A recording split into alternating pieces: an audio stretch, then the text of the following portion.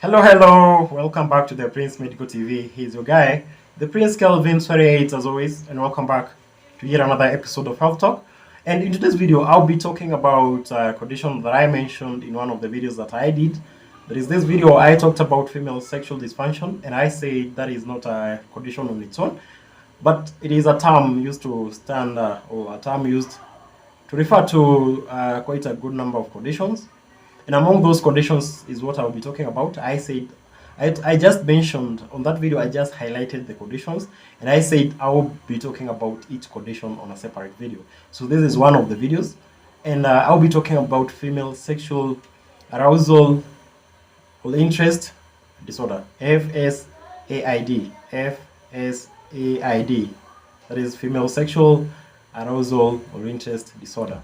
Now, what is this? This is a condition that disturbs most women.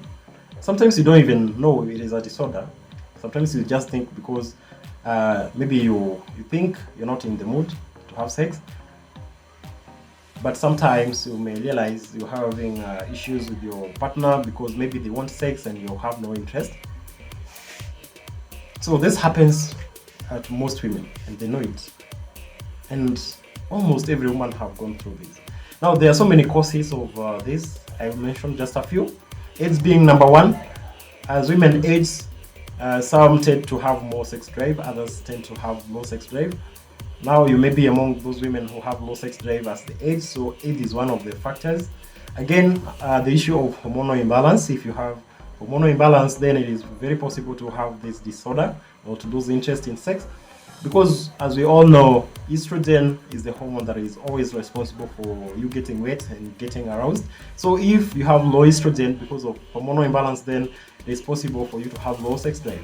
Again, if you're on long-term use of medication, maybe because you have a lifelong condition, maybe you have diabetes, maybe you have hypertension and you're using drugs or medication every day, then it is very possible to lose interest in sex.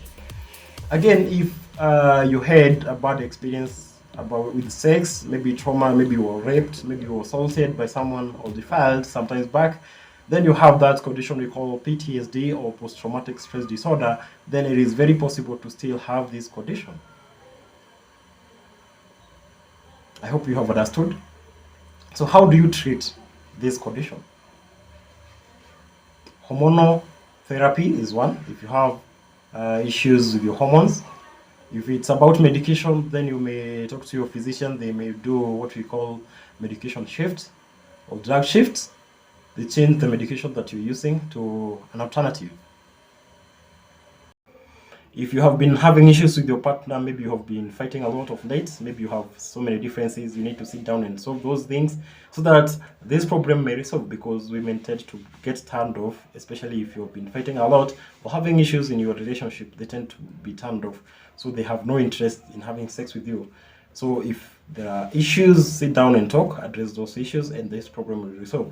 There is also a drug we call freebanseline. It really helps in boosting your sex drive or libido. There is also a drug we call ospemifene.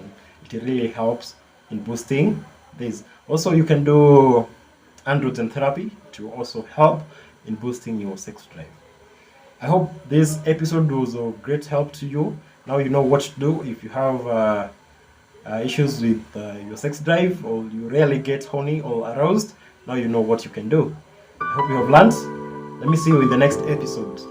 Thank you so much for watching. Don't forget to subscribe, share, like, and comment on this video. Thank you.